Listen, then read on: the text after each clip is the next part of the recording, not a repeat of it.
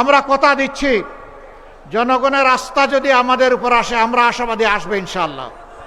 আমরা আস্থার প্রতিদান দেব ইনশাআল্লাহ। জুলাই বিপ্লবের পরে আমরা বলেছিলাম আমরা কারো উপর থেকে প্রতিশোধ নেব না, আমরা নেই নাই। আমরা বলেছিলাম আমাদের দলের লোকেরা চাঁদাবাজ নয়, আমরা চাঁদাবাজি করি নাই।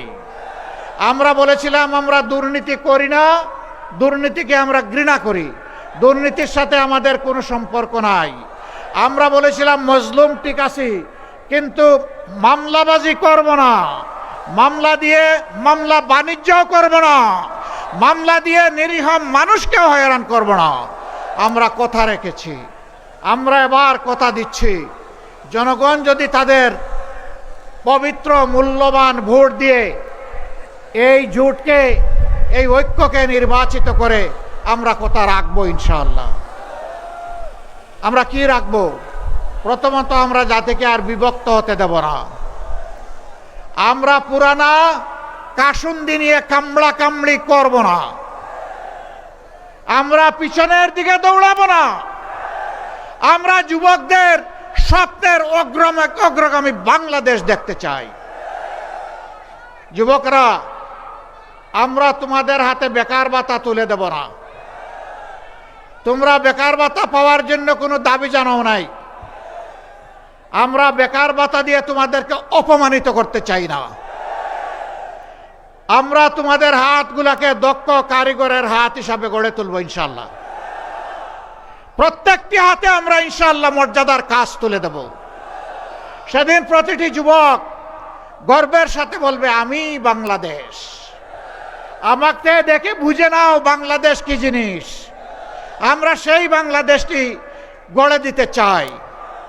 আমরা বাংলাদেশের নেতৃত্ব যুবকদের হাতে তুলে দিতে চাই। প্রস্তুত আছো যুবকরা? প্রস্তুত হয়ে যাও। যেইভাবে স্বৈরাচার তাড়ানোর জন্য সেদিন গর্জে উঠেছিলে, বাংলাদেশ গড়ে দেওয়ার জন্য সেইভাবে দাঁড়িয়ে যাও। আমরা সেই বাংলাদেশ তোমাদের হাতে তুলে দেব ইনশাআল্লাহ। আমাদের এই 11 দলীয় ঐক্য, যেটা নির্বাচনী ঐক্য, সেই ঐক্যে এবার 62% ক্যান্ডিডেট হচ্ছে যুবক। তাহলে বার্তা দিচ্ছি আমরা জাতিকে, এই দেশ হবে আগামীতে যুবকদের বাংলাদেশ ইনশাআল্লাহ। প্রিয় এলাকাবাসী, এই আন্দোলনে যুবকরা যেমন লড়াই করেছে, আমাদের মেয়েরাও সমান তালে লড়াই করেছে। বরঞ্চ জুলাই শক্তি পেয়েছিল 15 জুলাই যখন ঢাকা বিশ্ববিদ্যালয় আমাদের কলিজার টুকরা মেয়েদের গায়ে হাত দেওয়া হয়েছিল, জুলাই সেদিন শক্তি ফিরে পেয়েছিল। মেয়েদের গায়ে হাত দেওয়াকে জাতি মেনে নিতে পারে নাই। মুগর বাহিনী, হাতুড়ি বাহিনী, লাঠিয়াল বাহিনী সব কিছুকে যুবক যুবতীরা ব্যর্থ করে দিয়েছে। এখন সেই একই প্রবণতা দেখতে পাচ্ছি। এক সময় যারা মজলুম ছিলেন, তারা কেন জালিমের ভূমিকায় অবতীর্ণ হবেন আমরা বুঝতে পারি না। জায়গায় জায়গায়, বিভিন্ন জায়গায় মাদেরকে ডিস্টার্ব করা হচ্ছে। তারা এদেশের নাগরিক, তাদের অধিকার আছে ভোট চাওয়ার, তাদের অধিকার আছে তাদের আদর্শ নিয়ে ভোটারদের কাছে যাওয়ার। আপনি আপনার আদর্শ নিয়ে যান, আপনি চান, আমরা বাধা দেব না। আপনারা একদিকে বলছেন মায়েদের হাতে আপনারা দিবেন ফ্যামিলি কার্ড, আরেকদিকে সেই মায়ের গায়েই দিচ্ছেন আপনারা হাত। আপনারা মাদেরকে কিভাবে দেখবেন এখনই বোঝা যাচ্ছে। মর্নিং শোজ দ্য ডে, সকালের সূর্য দেখে বোঝা যায় সারাদিন কেমন যাবে। ভোটের আগের হালত দেখে বোঝা যায় কেউ নির্বাচিত হলে আগামীটা কেমন হবে। মনে রাখবেন, সেদিন যেমন ঢাকা বিশ্ববিদ্যালয়ের আমাদের মেয়েদের গায়ে হাত দেওয়াকে জাতি ক্ষমা করে নাই, গর্জে উঠেছিল, ফুঁসে উঠেছিল, আজকেও মেয়েদের গায়ে হাত দিচ্ছেন, নিজেদের কবর রচনা করবেন। আমরা অনুরোধ করব, মেয়েদের গায়ে হাত দিবেন না, মেয়েদেরকে অপমান করবেন না, কারণ আপনারও মা আছেন। আপনার মাকে সম্মান করুন, তাহলে আপনি সারা দেশের মাদেরকে সম্মান করতে পারবেন। আর যে নিজের মাকে সম্মান করতে জানে না, এদেশের একজন নারীও তার কাছ থেকে সম্মান আশা করে না। আপনারা দেখেছেন মাথা গরম হওয়ার কারণ আছে। এখন নারীরা তাদের নিরাপত্তার জন্য এই জুটকে, দাড়িপাল্লা মার্কাকে তারা বেছে নিতে চায়। একজন তরুণী তার পছন্দের পোশাক পরে তিনি বের হয়েছেন। একজন সাংবাদিক মাঝে মধ্যে ওই যে রিয়াকশন নেই, ভোট দিবেন কারে, তো তারা জিজ্ঞেস করেছে আগামীতে রাষ্ট্র ক্ষমতায় কাকে দেখতে চান। তিনি বলেছেন জামাত। কেন? বলে যে জামাত আসলে দেশটা ঠিক হবে। আপনার এই পোশাক তো আপনি পরতে পারবেন না। পরবো না। বলে যে এই পোশাক বদলাতে হবে। বদলাবো। এরপরে জিজ্ঞেস করেছে জামাতের কোন জিনিসটা আপনার ভালো লাগে, পছন্দ হয়। জামাত, পুরাটাই আমার ভালো লাগে। এগুলা দেখার পরে মাথা ঠিক থাকবে? ঠিক রাখতে হবে। যদি গণতন্ত্রে বিশ্বাস করে থাকেন, তাহলে অন্যের মতামতকে প্রাধান্য অবশ্যই দিতে হবে। আমরা মাদেরকে বলবো আপনার যাকে পছন্দ আপনি তাকে ভোট দিবেন, কিন্তু কোনো জালিম যদি আপনার দিকে চোখ তুলে তাকায়, সাথে সাথে বলবেন 12 তারিখ আমি যাব, তুমি পারলে ঠেকাইও। যে মায়েরা শরীফ উসমান হাদির মতো সন্তান জন্ম দেয়, আবরার ফাহাদের মতো সন্তান জন্ম দেয়, আবু সাইদের মতো সন্তান জন্ম দেয়, সেই মায়েরা আল্লাহ ছাড়া কাউকে পাত্তাই দেয় না। তারা বিতির রাজ্য কায়েম করতে চায়। সম্মানিত ভাইরা, বয়কে যে জাতি ইতিমধ্যেই জয় করে ফেলেছে, এই জাতিকে হিসাব করে কথা বলবেন। যদি সত্যি গণতন্ত্রের প্রতি আস্থা থাকে, তাহলে নিজের কাজ নিজে করুন, অন্যটা তাকে করতে দিন। হ্যাঁ, কোনো প্রার্থী এবং তার সমর্থকেরা যদি নির্বাচনী আচরণবিধি লঙ্ঘন করে, তাহলে আপনি কে? আপনি অথরিটি যারা আছে, নির্বাচন কমিশনকে বলুন, রিটার্নিং কর্মকর্তাকে বলুন, অ্যাসিস্ট্যান্ট রিটার্নিং কর্মকর্তাকে বলুন, সরকারকে বলুন, কিন্তু আমাকে বাধা দেওয়ার আপনি কে? ইতিমধ্যে বাধার লক্ষণ আপনারা দেখতে পাচ্ছেন। ঢাকার রাজপথে আমাদের কলিজার টুকরো বিপ্লবের প্রতীক হাদিকে হত্যা করা হয়েছে। শেরপুর জেলা একটি উপজেলা জামাতের সেক্রেটারি মৌলানা রেজাউল করিমকে হত্যা করা হয়েছে নির্মমভাবে। হত্যা করে কারো গতি থামাতে পারবেন না। যেই দলের নেতারা আসতে আসতে ফাঁসির তক্তার উপর দাঁড়াতে থাকে, তাদেরকে ভয় দেখান। ভয় আমরা আল্লাহ ছাড়া কাউকে করি না। আমরা প্রতিশ্রুতিবদ্ধ। আমরা যুবকদেরকে, যুবতীদেরকে কথা দিয়েছি, আমরা মা বোনদেরকে কথা দিয়েছি, আমরা তাদের আকাঙ্ক্ষা পূরণ করার জন্য প্রয়োজনে জীবন দিব, কিন্তু হার মানব না। প্রিয় লক্ষ্মীরবাসী, আপনারা সংগ্রামী জাতি, আপনারা কারো কাছে হার মানেন নাই। এই জায়গায় এক খুনি,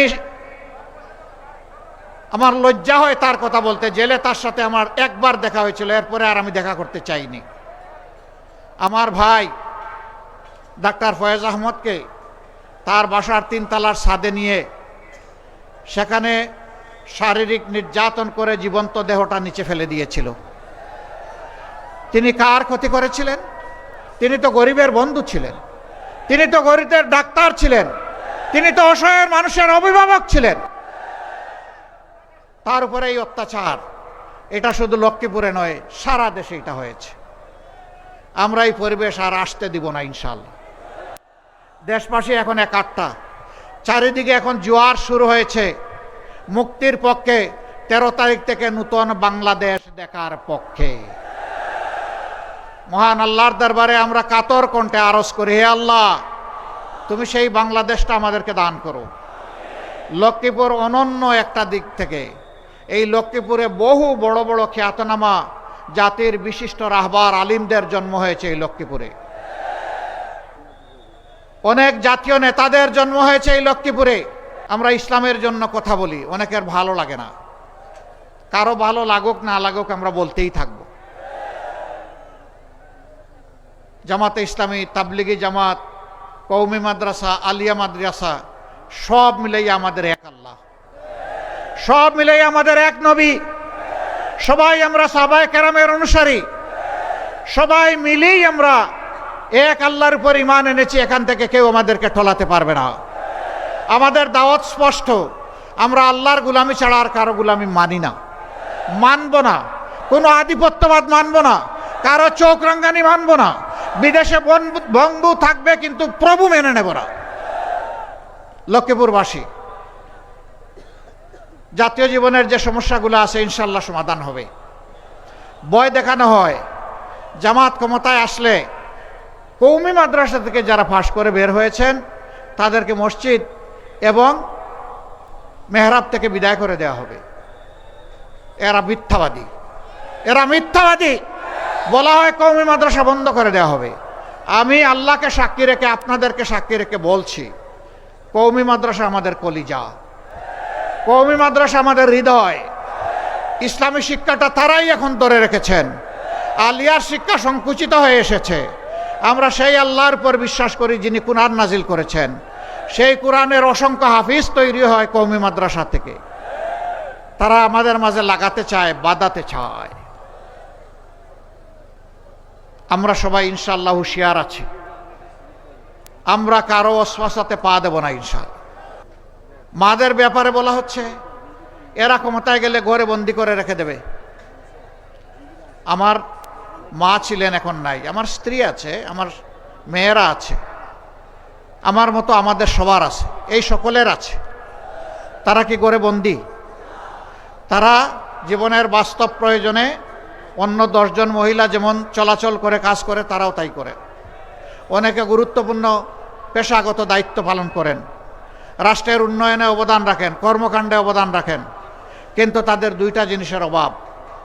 কর্মস্থলে, গৃহে, চলাচলে তাদের কোনো নিরাপত্তা নাই, তাদের কোনো ইজ্জত নাই। আমরা কথা দিচ্ছি ইনশাআল্লাহ, আল্লাহ আমাদেরকে সুযোগ দিলে দেশ চালানোর, আমরা তাদেরকে সম্মান এবং নিরাপত্তা দুটিই নিশ্চিত করব ইনশাআল্লাহ। মায়েরা তাদের যোগ্যতা অনুযায়ী কাজ করবেন।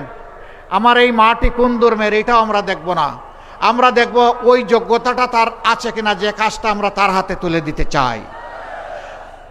এই জন্যে ধর্ম বর্ণ নির্বিশেষে ভেদাভেদ রেখা দূর করে আমরা ইনশাআল্লাহ তাআলা আজিম একটা ঐক্যবদ্ধ বাংলাদেশ গড়ব। আমরা এখানে কোনো বেশকম করব না। এক ভাই স্লিপ দিয়েছেন, লক্ষ্মীপুরে ধর্মীয় ব্যাপারে কথা বলা সমস্যা। কে বললো আপনার সমস্যা? নবী করিম সাল্লাল্লাহু আলাইহি সাল্লাম মদিনা রাষ্ট্রে ইহুদিদের সাথে লিখিত চুক্তি স্বাক্ষর করেছিলেন। তাদের নাগরিকত্ব শুধু মেনে নেননি, তাদের সম্মানের আসনে অধিষ্ঠিত করেছিলেন। যতদিন পর্যন্ত এই চুক্তি তারা মেনে চলেছে তারা সম্মান লাভ করেছে। যখন তারা বিশ্বাস ভঙ্গ করেছে তখন তারা শাস্তি পেয়েছে। বাংলাদেশে আমরা একটা সহনশীল পরিবারে যুগ যুগ ধরে পরিসরে আমরা বসবাস করে আসছি। মাঝে মাঝে ভুতুম পেঁচা এসে আমাদের বাগানের ফুল এলোমেলো করে দিতে চায়। আমরা কথা দিচ্ছি সকল ধর্মের বর্ণের মানুষকে আমরা বুকে নিয়েই চলবো ইনশাআল্লাহ। কাউকে আমরা ফেলে দেব না। সবার যথাযথ মর্যাদা নিশ্চিত করা হবে। সকল ধর্মের ধর্মীয় অনুষ্ঠান পালন তাদের জন্য নিরাপদ করা হবে। কেউ এখানে হাত দেওয়ার, চোখ তুলে তাকানোর সুযোগ পাবে না। মুসলমানরা মুসলমানদের উপাসনা করবে, অন্য ধর্মের লোকেরা তাদের উপাসনা করবে। তাদের উপাসনায় বাধা দেওয়ার এখতিয়ার কারণেই আমরা অতীতে যা হয়েছে, এই কাজ যারা করেছে তাদের কোনো বিচার হয় নাই। আমরা কথা দিচ্ছি এদেরকে বিচারের আওতায় আনা হবে। দোষ দেওয়া হয়েছে আমাদের উপর। এরা চুরাই পথের অন্ধকার গলির নায়ক, নিজেরা অপকর্ম করে আমাদের ঘাড়ে দিয়েছে। আজ আল্লাহ তাআলাকে সাক্ষী রেখে বলতে চাই আমরা নির্দোষ। আমরা এই অপকর্মের সাথে কখনো জড়িত ছিলাম না। আমরা তাদেরকে খুঁজে বের করে যারা ক্ষতিগ্রস্ত হয়েছে তাদের মুখ থেকেই তাদেরকে ডকুমেন্টেড করে বিচারের মুখোমুখি করব ইনশাআল্লাহ। তখন আর কেউ এই দুঃসাহস দেখাবে না কোনো ধর্মীয় সম্প্রদায়ের উপর জুলুম করার। সম্মানিত ভাইয়েরা, এই লক্ষ্মীপুরের অনেক সমস্যা। দাবি দেওয়া চমৎকারভাবে আপনাদের প্রিয় মানুষ লক্ষ্মীপুর সদর থেকে যিনি এই জাতিকে নেতৃত্ব দিবেন, লক্ষ্মীপুরবাসীকে নেতৃত্ব দিবেন, তিনি বলে গিয়েছেন দাবি সবগুলা সঙ্গত। আর একটা দাবি তিনি করেন নাই, সেটা আমি যোগ করে দেই। এশিয়ার বৃহত্তম মৎস্য প্রজনন কেন্দ্র ছিল এই লক্ষ্মীপুরে। লুটপাট দুর্নীতি করে এটাকে হত্যা করা হয়েছে। আমরা এটাকে জীবন দিব ইনশাআল্লাহ। বাকি যে দাবিগুলা করেছেন সব সঙ্গত, একটা একটা করে ইনশাআল্লাহ সব পূরণ হবে। তবে আপনাদের সাথে বসেই আমরা ঠিক করব কোন দাবিটা আগে পূরণ হওয়া উচিত। যেটা আপনারা বলবেন সেটাই হবে। আপনাদের অর্থের পাই পাই হিসাব আপনাদের কাছে তুলে ধরা হবে। মেঘনা নদীর বাঁধ নির্মাণ সম্পর্কে বলা হয়েছে বাজেট আসে পেটের ভিতরে চলে যায়, নদীর পারে যায় না। আমরা নদীর পারে সেই বাজেট নিয়ে যাব ইনশাআল্লাহ।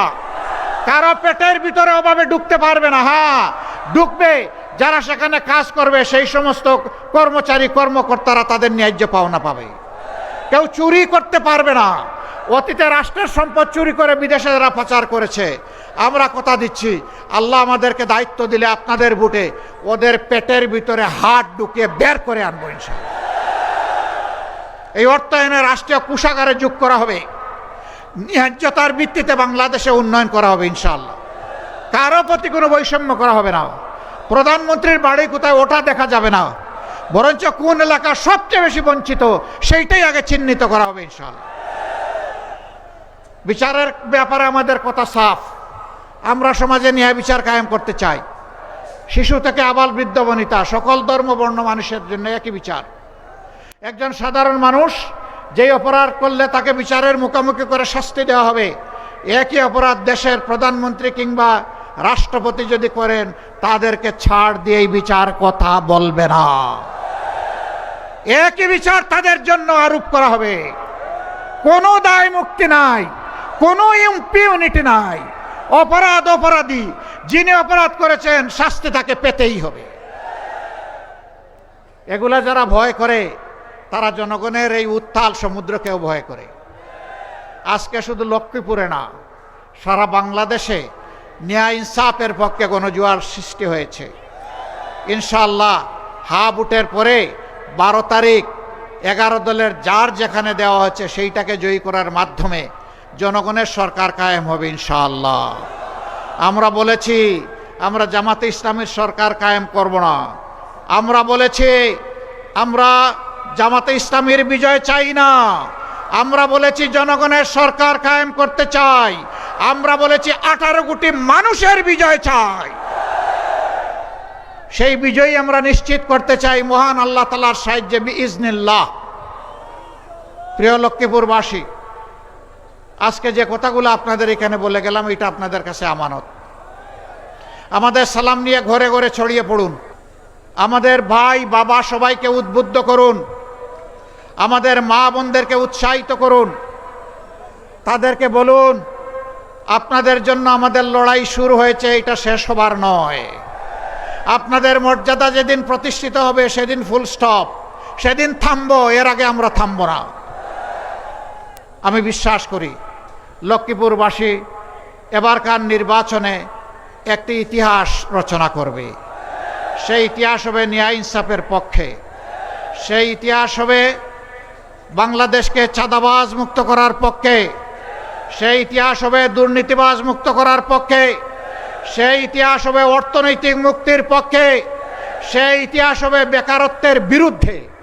ইনশাআল্লাহ সেই বাংলাদেশ গড়ার জন্য আমি আপনাদের সবাইকে আহ্বান জানাচ্ছি। এবার 4টি আসনের প্রার্থীদেরকে সামনে এনে তাদের হাতে আপনাদের প্রতীক, জনগণের প্রতীক আমি তুলে দিচ্ছি।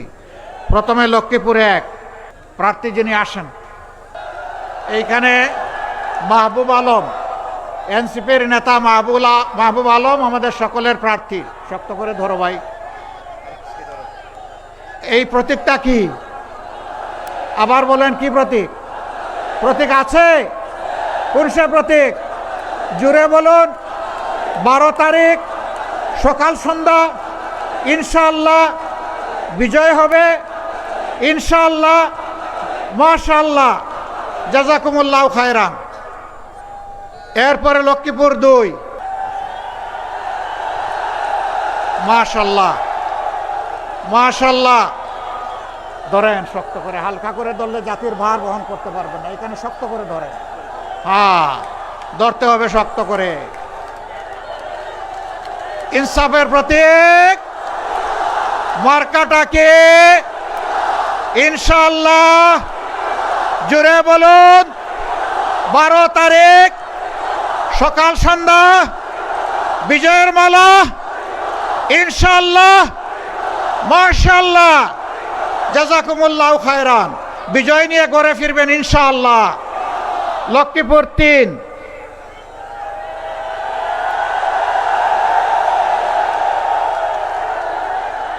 শক্ত করে ধরবা, শক্ত করে ধরবা।